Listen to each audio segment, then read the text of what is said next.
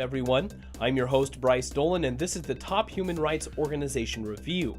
And according to Human Rights Watch, commenting on last week's chemical attack that killed scores and injured hundreds in northern Syria, Russian President Vladimir Putin said that Russia is, quote, preparing to officially refer the situation to the relevant United Nations body in The Hague and call on the international community to carefully investigate this occurrence, unquote. And it should.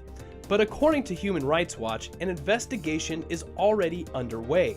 A fact-finding mission at the Organization for the Prohibition of Chemical Weapons, or OPCW, has announced it will investigate the April 4th attack.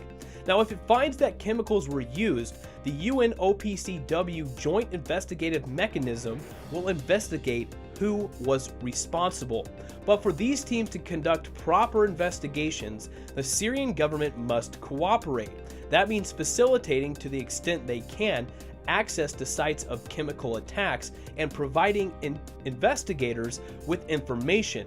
Now, the Syrian government has not always done so.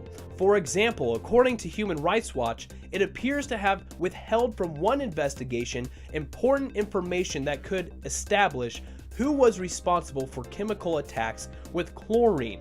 As one of Syria's strongest allies, Russia should ensure that the Syrian government fully cooperates. But here you also have the problem. Will Russia respect the investigation's findings and take action if it finds the Syrian government responsible? So really, only time will tell if Vladimir Putin is speaking the truth and really wants the perpetrators of this attack brought to justice, or if he's just kind of blowing smoke and creating a smoke screen so that he can kind of influence these investigations so that certain findings never get brought to light. Unfortunately, we don't know which Putin is trying to do right now, and unfortunately only time will tell. But what do you think?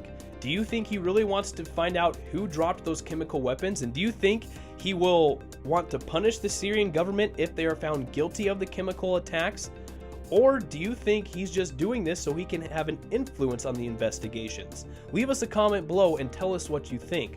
But ladies and gentlemen, if you want to take a look at this story yourself, you can click on the link below in the description and it will take you directly to the Human Rights Watch website. But that does it for our show today. Please subscribe to our YouTube channel, give our Facebook pages a like, and follow us on Twitter. Thank you for watching the Top Human Rights Organization Review. I was your host, Bryce Dolan.